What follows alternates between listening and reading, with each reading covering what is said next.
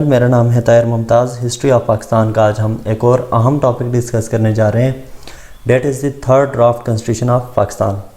Previous sessions کے اندر پاکستان میں constitutional developments کے حوالے سے جو بھی بیسک چیزیں تھیں وہ ہم ڈسکس کر چکے ہیں آلریڈی، کہ کس طرح سے پہلی کنسٹیٹیوئنٹ اسمبلی بنی پاکستان کی، اس کو پاکستان میں کنسٹیٹیوشنل ڈیولپمنٹس کا ٹاسک دیا گیا، اور پھر آگے چل کر آبجیکٹیو ریزولوشن پیش ہوتا ہے اسمبلی کے اندر اور 2/3 میجارٹی کے ساتھ پاس بھی ہو جاتا ہے.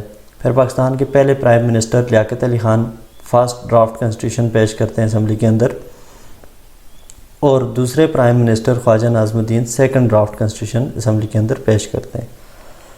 ان دونوں ڈرافٹ کنسٹیٹیوشنز کی پروویژنز کو ہم نے ڈیٹیل میں ڈسکس کیا، اور پھر ہم نے دیکھا کہ ان کے اوپر کیا کیا کرٹیسزم آیا، کہ لینگویج کے ایشو، پھر اسی طرح سینٹرل اور پروونسز کے درمیان پاورز کی ڈسٹریبیوشن کے ایشو، پھر بنگال کی ریپریزنٹیشن جو تھی پارلیمنٹ کے اندر اس کے ایشو. ان سارے ایشوز کی بیس پہ یہ دونوں کنسٹیٹیوشن جو تھے یہ ریجیکٹ ہو گئے.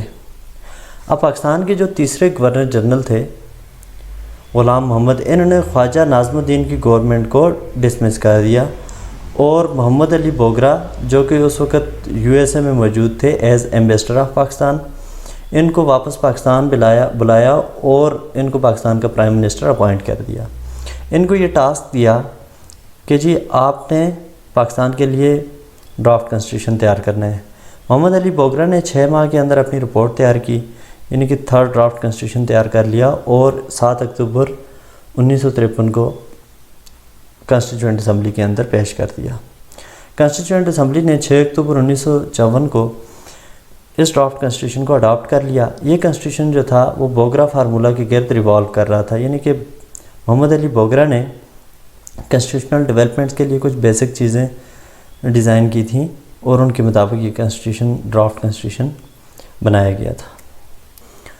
اس ڈرافٹ کنسٹیٹیوشن کے اکارڈنس جو پاکستان کی پارلیمنٹ ہوگی وہ بائی کیمرل ہوگی، یعنی کہ اس میں 2 ہاؤسز ہوں گے، ہاؤس آف یونٹ اور house of people. House of unit کو اپر ہاؤس بھی کہا جائے گا، اور ہاؤس آف پیپل جو ہوگا وہ لوور ہاؤس ہوگا.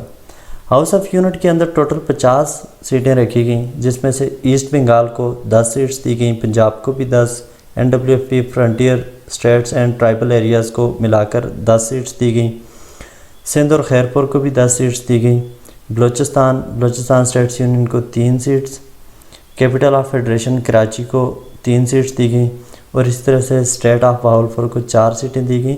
کل ملا کر ان کو بھی 10 سیٹیں دی گئیں. 2 ایکسٹرا سیٹس یہاں پہ ریزرو کی گئیں جو کہ وومین کے لیے تھیں. اب جو ہاؤس آف یونٹ ہوگا، ہاؤس آف یونٹ کے جو ممبرز ہوں گے ان کو الیکٹ کریں گے یونٹس کی لیجسلیچرز الیکٹ کریں گی، یعنی کہ یہ نمائندے ہوں گے پروونسز کے سینٹر کے اندر.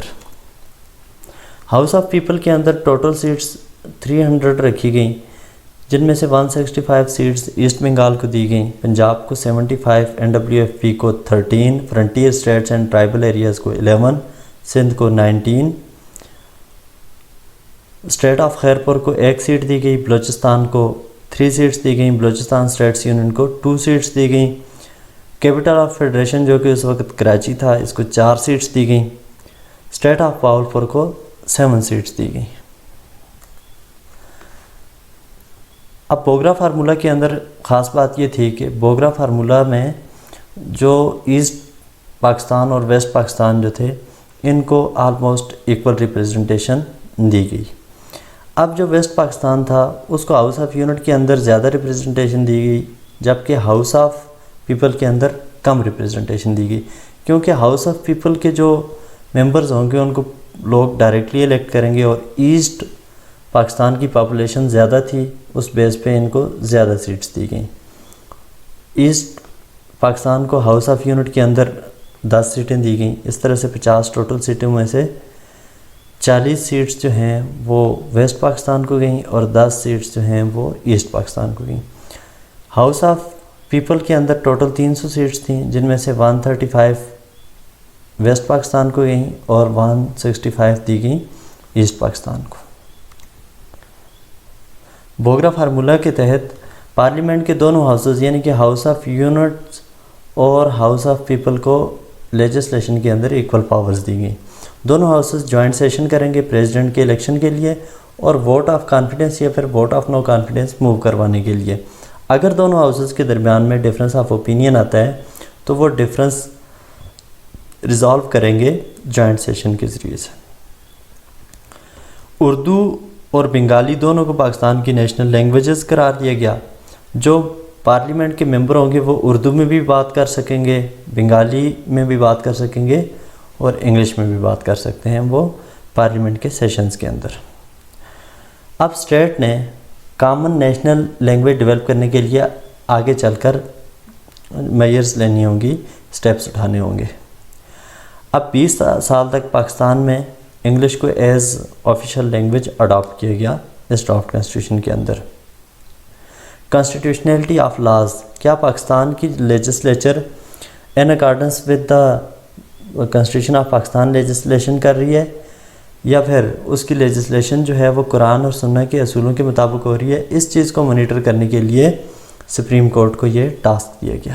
بوگرا فارمولہ کو کانسٹیٹیوئنٹ اسمبلی کے ساتھ ساتھ سوسائٹی کے ڈیفرنٹ سیکشنز نے بھی ایکسیپٹ کیا, لیکن اس کے کچھ پوائنٹس کے اوپر کرٹیسزم آیا. فار ایگزامپل بوگرا فارمولہ کے اندر ہاؤس آف پیپل اور ہاؤس آف یونٹس کو ایکول پاورز دی گئی تھیں لیجسلیشن کے اوپر, حالانکہ جو ہاؤس آف پیپل ہے اس کے جو ممبرز ہیں ان کو پبلک نے ڈائریکٹلی الیکٹ کرنا تھا, تو لہٰذا یہ ٹرو ریپرزنٹیٹیو ہیں پبلک کے پارلیمنٹ کے اندر, تو ان کو لیجسلیشن کے اندر زیادہ پاور ملنی چاہیے تھی.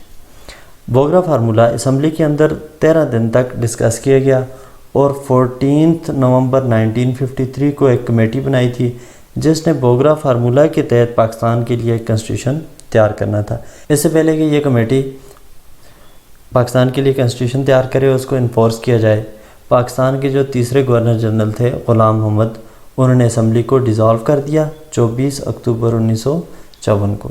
اب اس کے بعد یہ ہوا کہ نیکسٹ آگے چل کر 1955 کے اندر سیکنڈ کنسٹیٹیوئنٹ اسمبلی پاکستان کی بنی اور پھر آگے چل کر اس اسمبلی نے پاکستان کا پہلا کنسٹیٹیوشن ڈرافٹ کیا.